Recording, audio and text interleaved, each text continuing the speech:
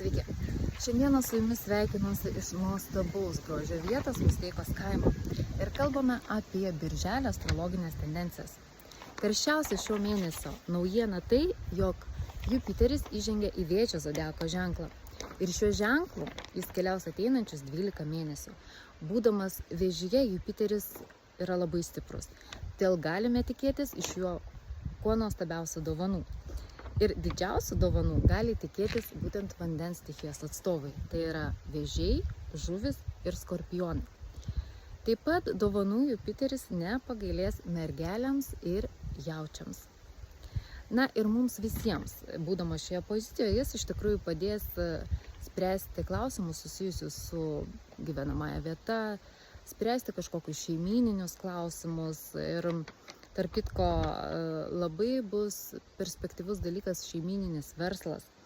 Tai labai geras laikas pradėti, jeigu galvojate. Tačiau, vos žengęs į Vėžio zodiako ženklą, jis iškart sudarys neharmoningą ir tokį pakankamai sudėtingą aspektą kvadratą su Saturnu. Todėl visų Jupiterio žadamų dovanų teks truputėlį palaukti. Ir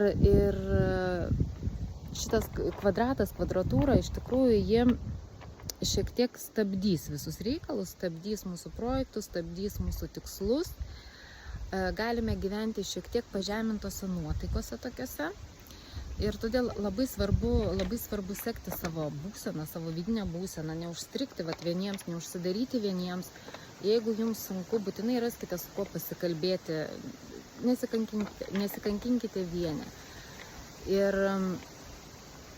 šį mėnesį greitai, kažko padaryti greitai, vargu ar pavyks. Taip, šitas aspektas, jisai nežada greitų rezultatų, jisai tikrai pareikalaus iš mūsų kantrybės, jisai patikrins mūsų kompetenciją.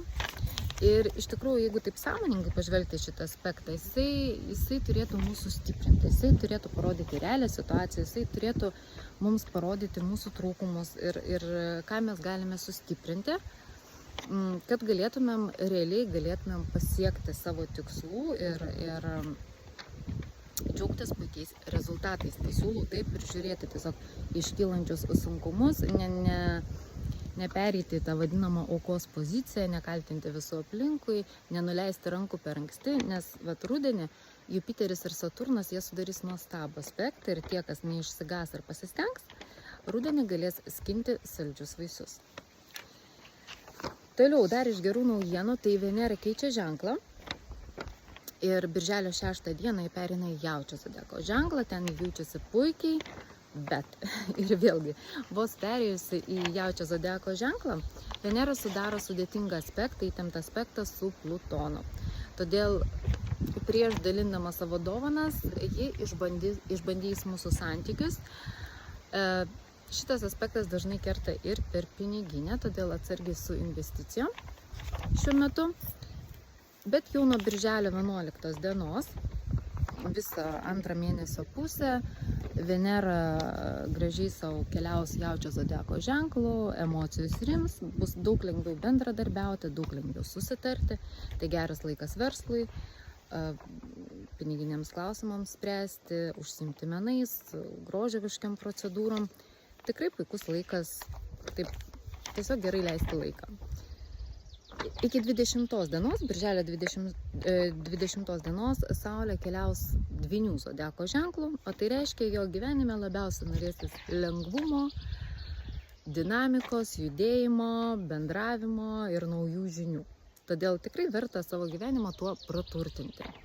O jau nuo birželio 21 dienos Saulė įžengia į Vėžio zodiako ženklą, sutelkdama mus ties šeimyniniais klausimais, namų klausimais.